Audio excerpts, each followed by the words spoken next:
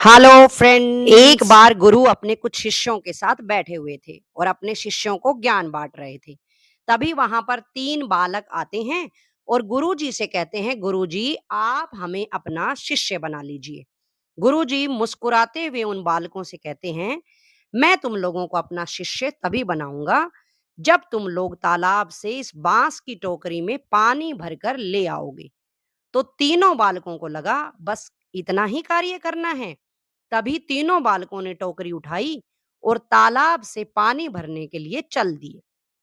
पहले बालक ने तालाब से पानी भरकर बांस की टोकरी को जैसे ही बाहर निकाला, वह देखता है कि टोकरी से सारा पानी झरने लगता है और वह बालक बैठकर रोने लगता है और कहता है कि जब शिष्य नहीं बनाना था तो कह देते, तुम लोगों को शिष्य नहीं बनाऊंगा, लेकिन इस बांस की टोकरी में पानी कोई भी कैसे ले जाएगा। और दूसरे बालक ने भी कई बार प्रयास किए, लेकिन अंत में वह भी हार मान लेता है।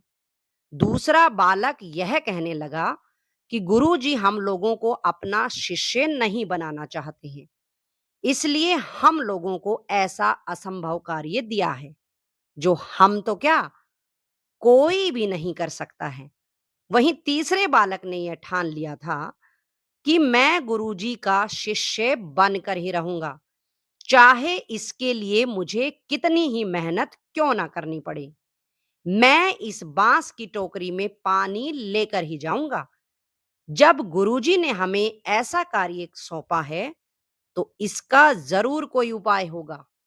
तीसरा बालक थक जाने के बावजूद भी लगातार मेहनत करता रहा और वह देखता है कि टोकरी से पानी धीरे धीरे झरना कम हो रहा है, जिससे बालक को एहसास हो जाता है कि बार बार टोकरी के भीगने से बांस पानी सोखकर फूल रहा है, जिसके कारण टोकरी का छेद बंद हो रहा है।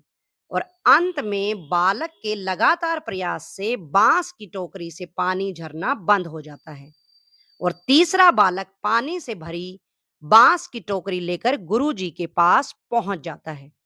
गुरुजी बालक को देखकर मुस्कुराते हैं और कहते हैं कि आज से तुम मेरे शिष्य हो। तब बालक बहुत खुश होता है और गुरुजी को प्रणाम करते हुए बालक ने गुरुजी के पैर छू लिए। तो देखा बच्चों और दोस्तों, इस कहानी से हमें यह सीख मिलती है कि यदि हमें सफल होना है या फिर अपने लक्ष्य को पाना है तो हमें लगातार मेहनत करते रहना चाहिए। यदि आप एक स्टूडेंट हैं और रोज 8 घंटे पढ़ाई करते हो, लेकिन किसी परेशानी की वजह से आप पढ़ाई नहीं कर पाते हो, बीच में ही छोड़ देते हो, तो यही आपकी असफलता का कारण भी बन सकता है। आपको लगातार मेहनत करनी है। हमेशा याद रखें, लगातार मेहनत करने से ही सफलता हासिल होती है। आप मेरी कहानियों को यूं ही सुनते रहिए, सराहते रहिए। अगले सप्ताह फिर से मिलूंगी। तब तक के लिए नमस्कार।